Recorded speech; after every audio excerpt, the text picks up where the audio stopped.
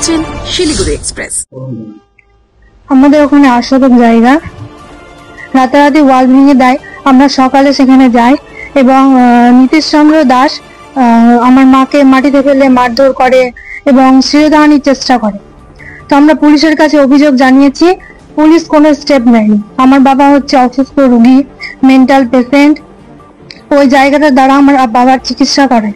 এখন ওই জায়গাটা চলে গেলে আমার বাবার চিকিৎসা আমরা কি করে করাবো? আমরা কিভাবে নিজেদের খাওয়া দাওয়া মানে সংসারটা চালাবো?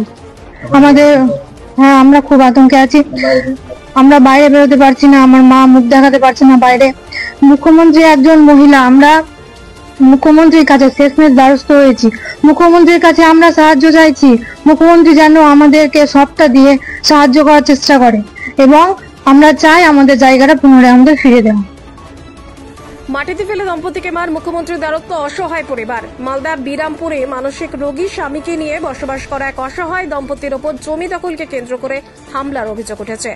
পরিবার জানিয়েছে, জমি বাঁচাতে বাধা দিলে দম্পতিকে মাটিতে ফেলে বেধড়ক মারধর করা হয়। শ্লীলতাহানির শিকারও হন ওই মহিলা। অভিযোগ সত্ত্বেও পুলিশ ব্যবস্থা না নেওয়ায় মুখ্যমন্ত্রীর হস্তক্ষেপ চেয়েছেন তারা। অভিযোগ, জমি মাফিয়ারা 8 শতক জমি দখল করে পাচির ও গাছ কেটে ফেলেছে।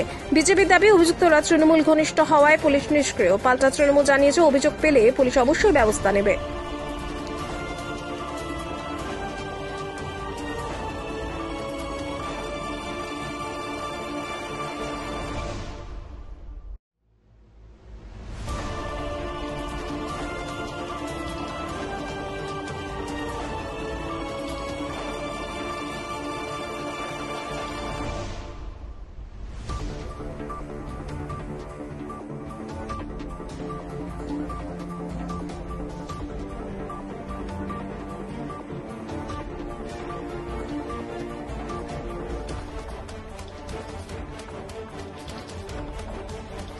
মহিলা তাকে মারধর করা, শ্লীলতাহানি করা, একটা জায়গা নিয়ে বিবাদ। না, আমার সঙ্গে কোনো জায়গা নিয়ে কোনো বিবাদ কারোর সঙ্গে হয়নি, আর কোনো গন্ডগোল আমার দ্বারা ঘটনা হয়নি বা আমি ঘটাইও নি।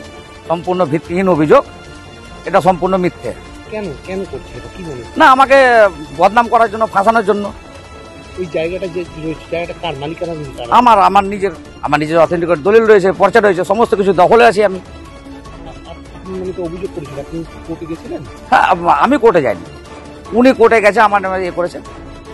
কোর্ট বিচার দিন। নীতিশ চন্দ্র দাস। আমার স্বামী অসুস্থ, মেন্টাল পেশেন্ট।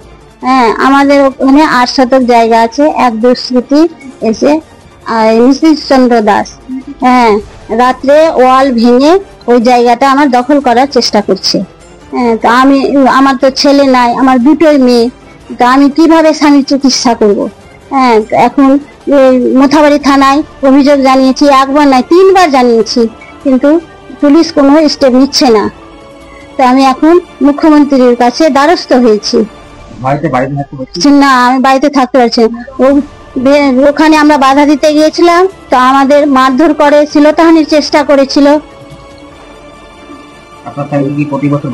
হ্যাঁ, বাইরে নিয়ে যেতে হয় আমার স্বামীকে। হ্যাঁ, এখন আমি মুখ্যমন্ত্রীর কাছে সাহায্য চাইছি যে আমার জায়গাটা আমাকে ফিরিয়ে দেওয়া হোক, না হলে আমি কি করে খাবো? হ্যাঁ, আতঙ্কে আছি, বাইরে বেরোতে পারছি না তো আমি। ওর ভয়েতে ভয় দেখাচ্ছে, হুমকি দেখাচ্ছে। অ্যাপ্রোপ্রিয়েট ফোরাম আছে, সেখানে নিশ্চয়ই তারা কমপ্লেন করেছে। Police according to their complain investigate করবে। এটা নিয়ে বিরাট কিছু অডিট হওয়ার বিজেপির কিছু নেই। বিজেপি এই মালদা জেলাতে তারা না মানুষ জন্মালে থাকে, না মারা গেলে থাকে, শুধুমাত্র অভিযোগ পার্টি হিসাবে নিজেদেরকে নামাঙ্কিত করছে, এর বাইরে কিছু না। 26 আর কয়েকটা দিন পরেই বিজেপির শব্দটা থাকবে কিনা আপনারা দেখতে থাকুন। গোটা বাংলায় সবুজ ঝড় বইবে। বলছি, অভিযুক্তরা যদি আপনাদের দলের কেউ হয়, সেক্ষেত্রে কি ব্যবস্থা নেওয়া হবে? দেখুন, কেউ যদি ইল্লিগালি কোনো জিনিস এনক্রোচ করে, সে কোন দল বা কোন দল করে না, এটা ম্যাটার করে না। ম্যাটারটা করে সে আইনত কিছু করছে কি করছে না। আইনত যদি দোষী সাব্যস্ত হয়, they or she or he will be penalised.